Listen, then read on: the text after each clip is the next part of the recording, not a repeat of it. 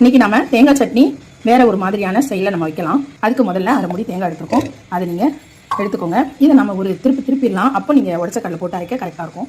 துருவி போட்டிங்கன்னா இந்த மாதிரி பல்ஸ் மோட் போட வேண்டாம். பீஸாக நறுக்குனீங்கன்னா இந்த மாதிரி ஒரு பல்ஸ் மோட் போட்டு எடுத்துக்கோங்க. இப்போ நம்ம தேவையான உடச்ச கடலை சேர்த்துக்கலாம், புளி சேர்த்துக்கலாம், கல் உப்பு சேர்த்துக்கலாம். இதை இப்போ நம்ம அரைச்சிட்டு வந்துடலாம். இப்போ நம்ம கடாய் வச்சு எண்ணெய் ஊற்றியாச்சு. எண்ணெய் காஞ்சிருச்சு. கடுகு சேர்த்துக்கலாம். போட்டாச்சு. கடுகு வெடிக்கட்டும். இப்போ கடலைப்பருப்பு சேர்த்துக்கலாம். இப்போ நம்ம கருவேப்பிலை சேர்த்துக்கலாம். பொடியாக நறுக்கின ஒரே ஒரு பச்சை மிளகாய் சேர்த்துக்கலாம். இது பொடியாக நறுக்கின வெங்காயம் சேர்த்துக்கலாம். நல்லா இருக்கணும். இதெல்லாம் இது நல்லா ப்ரௌனாக வதக்கிக்கலாம்.